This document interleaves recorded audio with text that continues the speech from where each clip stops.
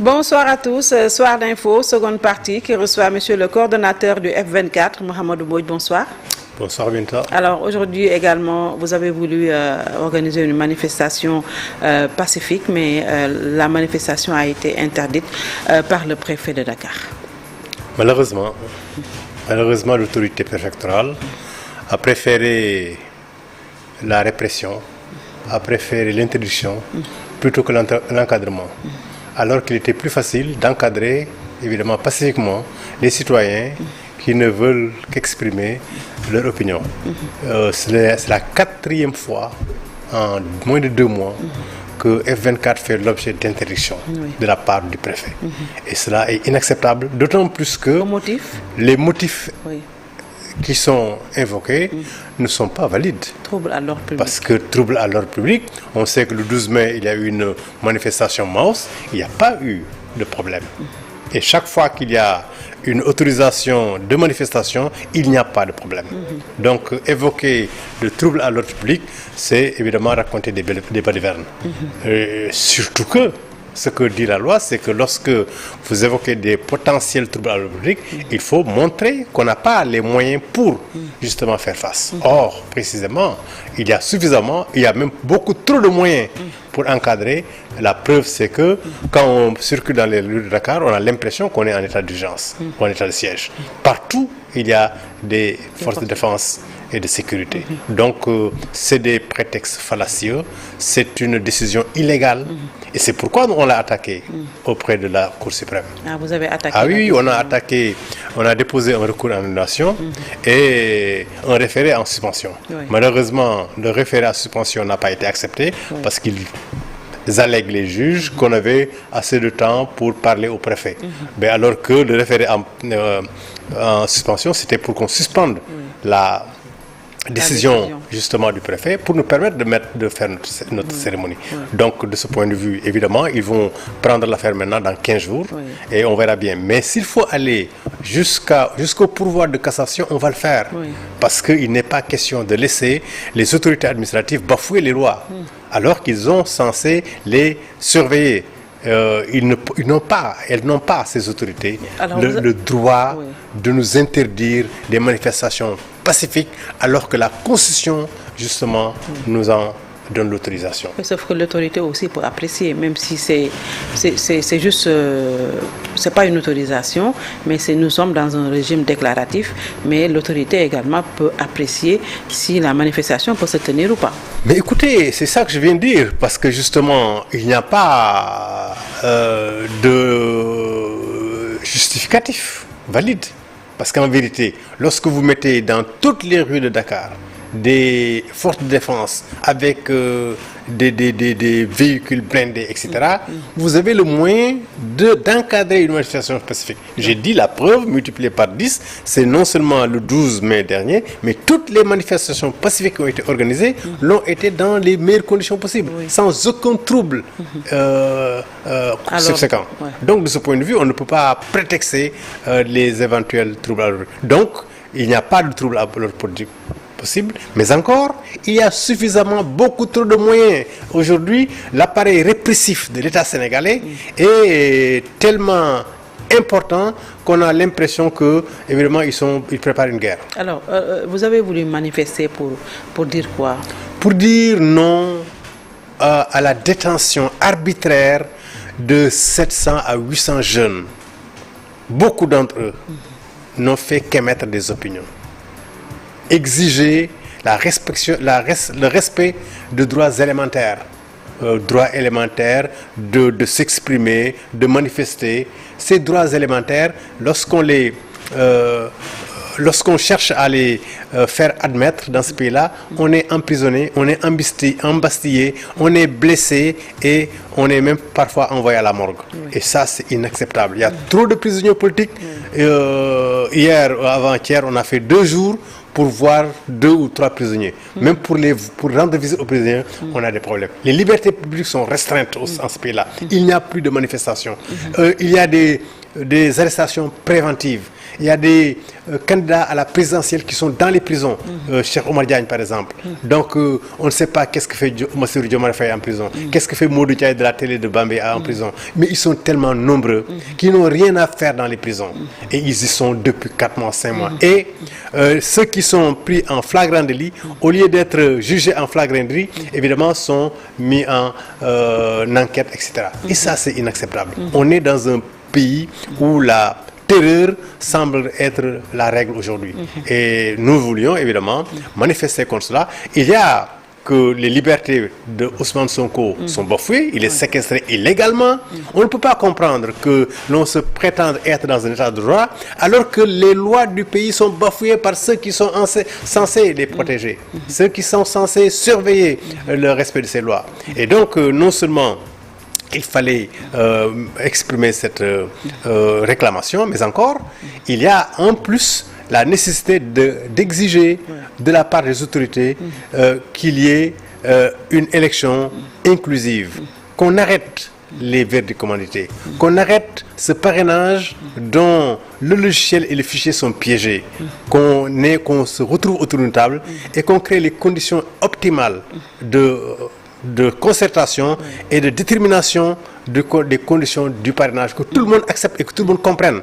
Pourquoi Bougane Gueye Dany a été recalé alors qu'il a un surplus de 19 000 parrains. Donc pourquoi Aïda Mbodj, pourquoi Malick Gakou ont été recalés? Personne, eux ne comprennent pas. Il faut que les gens qui sont recalés comprennent et admettent quelles sont les raisons pour lesquelles ils ont été recalés. Si ça c'est clair au niveau du logiciel, au niveau du fichier, si c'est clair au niveau de tout le monde, ça, le parrainage peut être accepté. D'autant plus que ce parrainage a été condamné par la CEDEAO comme étant totalement illégal. Oui, je voulais vous demander sur quoi vous vous basez pour dire que le fichier n'est pas conforme à... Contrairement à ce qu'on... Écoutez, il faut écouter les récriminations des candidats qui ont été recalés. Ils ne comprennent pas. Parce qu'ils n'ont pas rempli les critères. Non, justement, quels sont les critères établis, lorsque vous avez un élu municipal qui a une carte d'identité conforme, où tout est conforme pour que tu sois parrain, on te dit celui-là ne peut pas être parrain, tu ne peux pas comprendre. Qu'est-ce qu'il y a au niveau du logiciel ou du fichier? Parce que lorsque dans le logiciel vous avez un SAR avec un R, alors que là-bas il y a un SAR avec 2 R, on vous rejette. Donc vous ne comprenez pas, il y a des choses qui sont incompréhensibles par ces candidats-là. Pour qu'il en soit ainsi, il suffit simplement qu'il y ait une concertation large.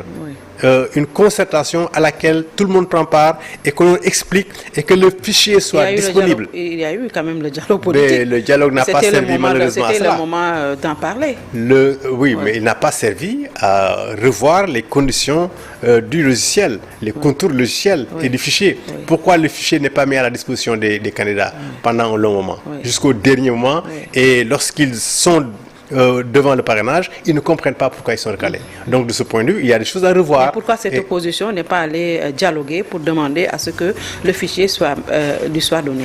Mais parce que, ils ont refusé avec des raisons. Parce que lorsque un président est dans un pays, il doit créer les conditions de confiance, de sérénité, de sincérité, pour que son opposition ne soit pas à considérer que ce que veut ce président, c'est de la réduire, cette opposition, à sa simple expression. Donc, parce que divers dialogues ont eu lieu et que ces dialogues ont été piégés, parce qu'il y a une rupture de confiance entre le président et son opposition, évidemment, ils avaient des raisons de ne pas y aller. Mais pour le parrainage optionnel, ça a été pris de concert également dans ce dialogue. Mais il faut attendre de voir ce que ça va donner. Il faut attendre de voir ce que ça va donner. Le parrainage optionnel, évidemment, c'est une nouveauté, mais il faut attendre de voir. Parce que ce n'est pas ça qui pose problème. Ce qui pose problème, encore une fois, c'est les conditions de rejet des parrains. Et cela se situe dans le piège qui se trouve quelque part, ou dans le ciel et dans les fichiers ou les deux. Donc c'est ça qu'il faut justement clarifier aux yeux de tous ces candidats-là. Alors est-ce que Mohamedou Mbodj, vous n'êtes pas en train de donner raison à ceux qui disent que le F24 est juste un mouvement de soutien à Ousmane Sonko, parce que au départ le F24 avait été mis en place pour dire non au troisième mandat. Maintenant que le président a dit qu'il ne va plus se représenter, que le F24, normalement, n'a plus sa raison d'être. Mais je crois qu'il y a une confusion entre Diamaguène 3e mandat et F24. Diamaguène 3e mandat a été créé uniquement pour dire non au 3e mandat. Mais, chemin faisant, le Diamaguène 3e mandat et d'autres structures se sont rencontrés et se sont mis d'accord sur une charte. Et cette charte comporte dès le départ 4 points. Le premier, c'est la non-candidature de M. Macky Sall. Le deuxième point, c'est la suppression des artifices juridico-politiques susceptibles d'entraver l'éligibilité des candidats. Les articles L28 et L29. Non seulement ces articles, il y a ces articles, mais il y a le parrainage, mais il y a également tous ces procès bidons et ces verdicts commanditaires. Donc on a vu le cas de Karim Wade, le cas de Khalifa Sall, ils ont fait l'objet de procès. Ils ont fait l'objet de verdicts. Mais il y a eu en plus les articles du code pénal. C'est tout cela qu'il faut mettre en terme. Et Ousmane Sonko fait partie de ce lot-là. Lorsqu'on a posé le problème... Ousmane Sonko aussi, quand même, a été condamné. Il a des déboires judiciaires. Quand même, il n'est pas dans le même cas que Karim Wade et Ousmane Sonko et Khalifa Babacar Sall. Il y a deux choses à voir. Il est dans le même cas que Khalifa Sall et Karim Wade, dans le sens où M. Macky Sall a réussi, à partir de prétextes juridiques, à obtenir des gains politiques. Les prétextes juridiques lui ont servi à éliminer de la course de 2019 Karim Wade et Khalifa Sall. Et il a envie d'avoir une troisième victime. Dans ce sens-là... Karim Wade et Khalifa Sall ont été reconnus coupables et condamnés par la justice sénégalaise. Ça aussi, il ne faut pas l'occulter. Oui, c'est pourquoi j'ai dit qu'il y a des prétextes juridiques pour des gains politiques. Parce qu'en vérité, s'ils ont été condamnés les deux pour avoir maille à partir, en tout cas quelques liens avec l'argent du contribuable sénégalais, mais c'est cette dimension liée au fond n'a jamais été une préoccupation du régime et de M. Macky Sall. Ce qui a été une préoccupation, c'est qu'il ne soit pas partie prenante des élections. Parce qu'aujourd'hui, les 138 milliards qu'on reproche ou qu'on impute à M. Karim Wade, évidemment, ne font pas l'objet de quelques préoccupations de la part du gouvernement. Donc, il a été mis hors de course, il est remis dans la course, mais où sont les 33 milliards? Ça ne les préoccupe pas. Donc, de ce point de vue, on ne peut pas parler de condamnation par la justice. On doit voir l'essentiel, c'est quoi? C'est qu'il y a un prétexte juridique qui a permis un gain politique. Et on peut mettre dans le même sac, à partir de ce moment-là, et Ousmane Sonko, et Karim Wade, et Khalifa Sall.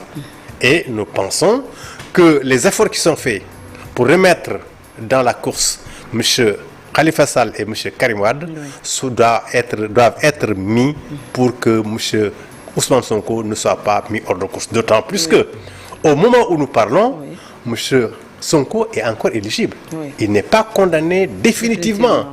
Donc, nous anticipons pour dire que ce qui est arrivé à M. Karim Wade et à M.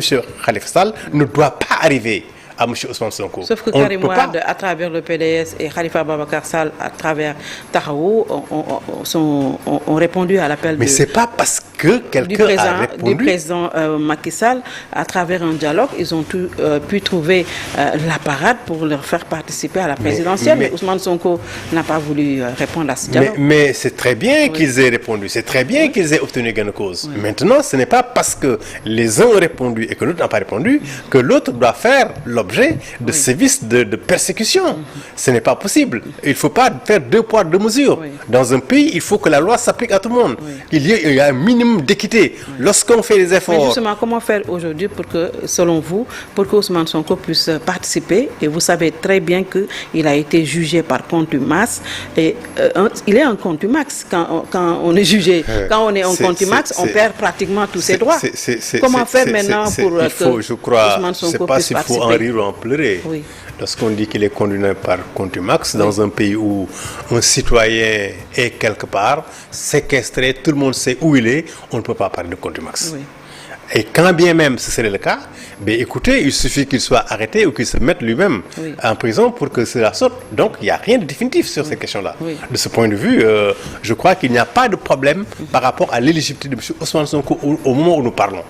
Il faut maintenant considérer simplement que ce serait fort injuste que sur des bases, des artifices juridico-politiques, sur la base de procès bidons, qu'on puisse éliminer quelqu'un de l'élection présidentielle de 2024. Comment faire pour le faire participer? Vous proposez quoi? Mais c'est simple, Doudou Ndoye a proposé quelque chose par rapport au verdict. Il a dit simplement que concernant le verdict, encore que, j'ai dit, c'est pas encore fini. Même si c'était fini, Maître Ndoye dit qu'il suffit d'enlever cette partie de la loi sur la corruption de la jeunesse pour qu'il soit remis en scène. Donc de ce point de vue, il n'y a pas de problème majeur. Ce qui n'est pas acceptable, c'est que la volonté affichée du pouvoir soit exécutée conformément à ce qui est arrivé en 2019. C'est ça qui n'est pas acceptable. Mais est-ce que ça, ce n'est pas un précédent dangereux qu'un citoyen, comme tous les autres citoyens, soit quand même condamné et que maintenant, je ne sais pas pourquoi, parce qu'il doit participer à une élection, qu'on doit quand même... tout faire et puis faire fi de la condamnation de la justice. Non, encore une fois, je dis qu'il n'y a pas condamnation définitive. Quand bien même elle aurait lieu, je dis les efforts qui sont faits pour remettre en selle ces opposants-là doivent être faits pour l'autre candidat. Parce qu'en vérité, si on voit même les considérations juridiques sur la base desquelles ils sont condamnés, je crois que les motifs précédents sont beaucoup plus graves que ceux de M. Ousmane Sonko. Mais qu'à cela ne tienne, nous considérons simplement que dans un pays, il faut de la justice. Il faut que les lois protègent les citoyens. Il ne faut pas que quelqu'un soit au-dessus des lois, qu'il manipule la justice, qu'il en fait ce qu'il veut. C'est ça qui n'est pas acceptable. Alors maintenant, il nous reste quelques minutes. Le président a dit qu'il ne va pas se représenter. Le 24 doit être satisfait de cette décision. Maintenant, qu'est-ce que vous attendez de Macky Sall? Qu'il ait renoncé à cette candidature illégale, il faut saluer. Cela crée un certain apaisement, mais il faut quand même reconnaître qu'il n'a pas le droit à un troisième mandat. Ça, il faut que ce soit clair. Il a dit qu'il en avait droit. Non, il n'a pas le droit. Il n'a pas le droit. Il n'a pas le droit. Il n'en aura jamais le droit. Maintenant, ce que nous attendons de lui, c'est l'apaisement. Parce qu'en vérité, lorsqu'il fait un tel geste, évidemment, il peut entrer dans l'histoire en poursuivant ses efforts pour la paix, pour l'apaisement, pour l'harmonie ethnico-religieuse, pour la préservation de l'exception sénégalaise. S'il continue dans ce sens-là, il va dans la bonne direction. Donc, il a déjà fait un pas dans la bonne direction. Il faut continuer dans cette direction. En quoi faisant? Et en libérant les prisonniers, en arrêtant de séquestrer M. Ousmane Sonko illégalement, en respectant les lois de ce pays-là. Donc, respecter les lois, c'est commencer par accepter qu'il n'a pas le droit à un troisième mandat. Accepter que l'élection présidentielle à venir ne doit pas se faire sur la base d'une sélection qui ne relève que de son acte décisoire, de son pouvoir et de ses prérogatives. Non, vous pensez qu'il va faire également dans la sélection?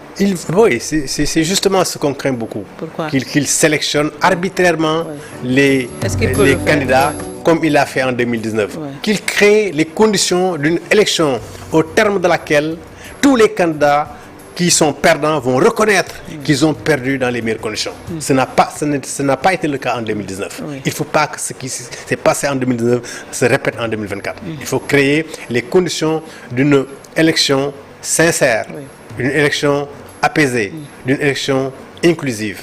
C'est ça que nous attendons de lui, qu'il libère les prisonniers et qu'il crée les conditions d'une telle élection. Merci beaucoup, Mohamed Mbodj. Je rappelle que vous êtes le coordonnateur du F24. Merci d'avoir suivi. Très bon week-end à tous et à toutes. Merci à vous.